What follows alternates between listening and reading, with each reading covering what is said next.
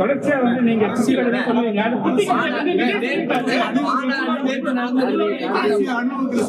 கதையை வந்து நீங்க சொன்ன சொல்லியிருக்காரு. அது உங்களோட தொண்டர்களும் சரி, உங்களோட எல்லாருமே சரி, நண்பர்களும் சரி, அவங்க என்ன எங்க சீமா நல்லா சொன்னதுன்னு சொல்றாங்க. ஆனா அவங்க செய்யணும்னு பார்த்தா இதெல்லாம் ஒரு கதை, இதெல்லாம் புளிப்பு கதை சொல்றாங்க. எதுவுமே பார்க்க அதனால முதல்ல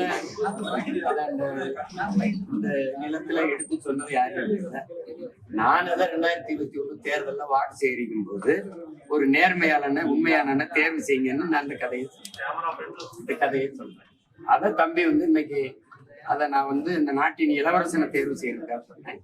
அடுத்த மன்னனை அவர் தளபதினு மாத்திட்டு அதை சொல்றேன். வருத்தம் இல்லை. அது ஒன்றிலிருந்து ஒன்று கட்டுறதை நான் எங்கேயும் கட்டுறது நான் சொல்றேன். அவர் இதை கட்டுறது அண்ணன்ட்ட கட்டுறது தம்பி இன்னொரு இடத்துல சொல்றாரு. அனுபவத்துல சொல்லுங்க. மாநாட்டுக்கு கூடுதல் கூட்டம்லாம் ஓட்டா வரணும். சிரஞ்சீவி மாநாடு கூட்டாரு பெரிய இதோட லட்சக்கணக்கான மாநாட்டு கூட்டம் நினைக்கீங்க. அப்ப நம்ம தெளிவா சொல்லிட்டாரு, திமுக தான் போட்டி, மற்ற யாரு இல்லைன்னு உங்களை வந்து போட்டியில் சேர்க்க மாட்டேங்கிறாங்க.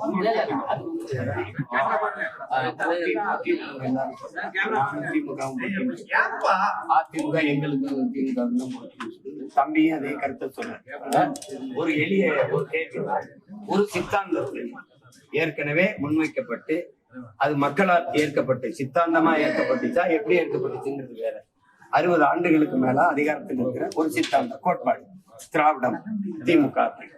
அந்த சித்தாந்தத்தை அதை தாண்டி இன்னும் ஒரு சித்தாந்தம், அந்த கொள்கை கோட்பாடுகளை தாண்டி ஆக சிறந்த கொள்கை கோட்பாடுகளை வச்சுத்தான் அதை வீழ்த்த முடியுமே ஒழிய ஒரு சித்தாந்தத்தை ஒரு சினிமாவிலே வீழ்த்திட முடியாது. உங்களுக்கு நான் சொல்றது புரிந்து நினைக்கிறேன்.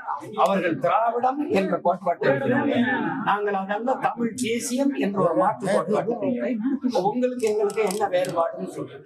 நீங்க வீழ்வது நாமாக இருந்தாலும் வாழ்வது தமிழாக இருக்கட்டும்னு சொன்னீங்க. ஆனால் இன்னைக்கு வீழ்வது தமிழாக இருக்கட்டும், வாழ்வது நாமாக இருக்கட்டும்னு மாத்திட்டீங்க. எங்கும் தமிழ் எதிலும் தமிழ், நீங்க இப்ப எங்கேயும் இல்ல தமிழ்ங்கிற நிலைமைக்கு வந்துச்சு. அதனால நாங்க அதை மாத்த நினைக்கிறோம். நம்ம ஒரு கோட்பாட்டை ஒண்ணு மாத்தோம். கல்வி மானுட உரிமை, அது கொடுக்க வேண்டியது அரசியல் கடமை. நீங்க கொடுக்காம இருப்பது மாபெரும் கொடுமைன்னு நாங்க கல்வியை எல்லாருக்கும் சரியா சமமா கொடுக்கணும் அப்படின்னு வரோம்.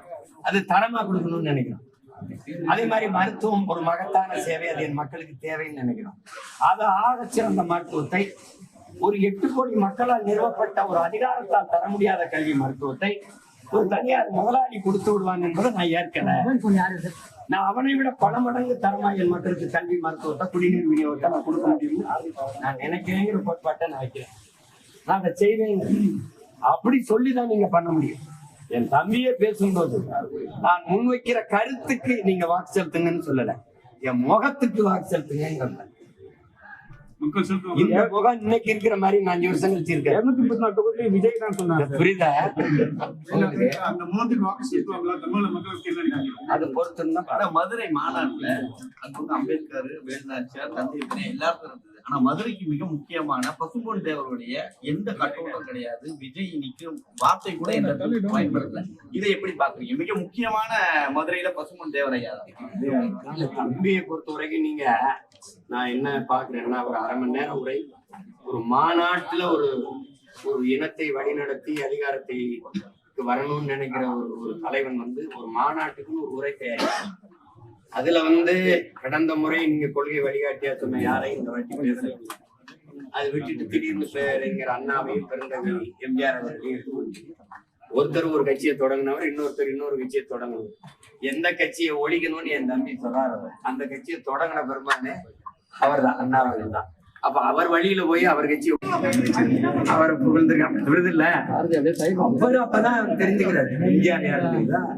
எங்க அண்ணன் விஜயகாந்த் தெரிஞ்சாங்க. நான் என்ன கேக்குறேன், அவர் கட்சி ஆரம்பிச்சாப்ல ஒரு போட்டிட்டாரு.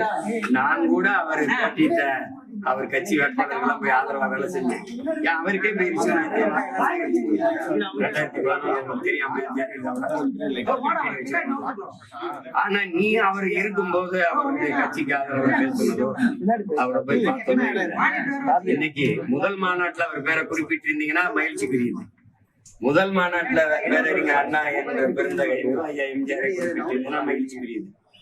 திடீர்னு வந்து 67 மாதிரி ஆட்சி மாறினா 49ல ஆரம்பிச்சு கட்சிய 67 தான் ஆட்சியை பிடிச்சாங்க யாரு? அண்ணா அவர்கள்.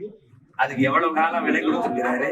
அதுக்கு முன்னாடி 2 முறை தேர்தல் நின்று 2 தோற்று வந்து 22 விழுக்காடு வாக்கு வச்சு மூதறிஞர் ராஜாஜி, கம்யூனிஸ்ட் கட்சி, அப்புறம் நம்முடைய தமிழர் தந்தை சீபாவுடைய இது ஃபார்வர்ட் பிளாக், இந்த கட்சிகள்லாம் இணைச்சிட்டு தான் நின்று வென்றாங்க.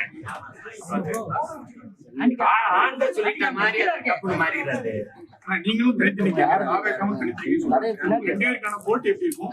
மதுரை மாநாட்டோட கூட்டம் ஓட்டாம இருமா? மேடையில ஆட்சியில பங்குன்னு சொல்லியிருக்காரு கூட்டணி வருபவர்களுக்கு. நாங்க வந்து நீங்க இந்த நாடு என் கனவுல ஒரு நாடு அந்த நாடு எப்படி இருக்கு உங்களுக்கு போட்டு காட்டுறேன். என்னுடைய ஆட்சியில கல்வி எப்படி இருக்கு பாருங்க, எங்களுடைய ஆட்சியில சாலை எப்படி இருக்கு பாருங்க, எங்களுடைய ஆட்சியில காவல்துறை எப்படி இயங்குது பாருங்க, போக்குவரத்து எப்படி இருக்கு பாருங்க அப்படின்னு காட்டுவேன். இது சாத்தியமான பாருங்க, இந்த நாட்டுல சாத்தியப்படுது பாருங்க, இப்படி வேலை வாய்ப்பு கொடுப்பேன் பாருங்க, இப்படி மருத்துவத்தின் தரத்தை கொடுப்பேன் பாருங்க என்ன சொல்லுவேன். பேசி நீங்க நம்பல, நான் 15 வருஷம் என்னை காலி பண்ணிட்டீங்க. ஆனா இப்ப நான் உங்களை நம்பல, அதனால என்ன செய்யறேன், இந்த வாரம் இப்படி இருக்கும்னு காட்டி எப்படி அதை நீ பொறுத்து இருந்தா பாக்கணும்.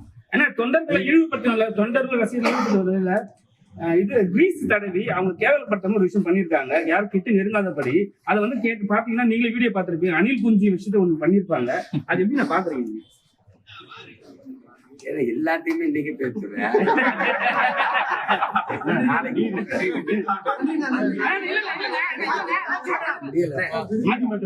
சமீபத்துல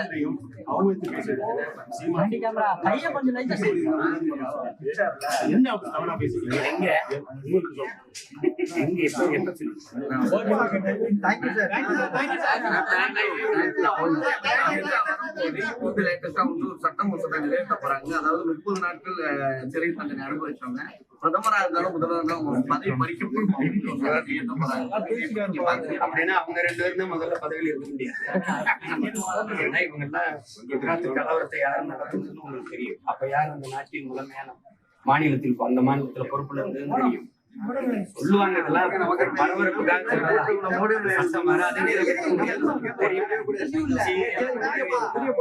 சொல்லும் போது ஒரு போராட்டம் வரும்போது அந்த வேற பக்கம் கவனத்தை திசை போட்டு அதை பத்தி நம்ம பேசிருக்கோம். இதெல்லாம் உங்களை சந்திச்சுட்டே இருக்கிறாங்க. ஒருவேளை கூட்டணி திமுக சந்திக்கிறாங்க, அதிமுக எல்லா கட்சியும்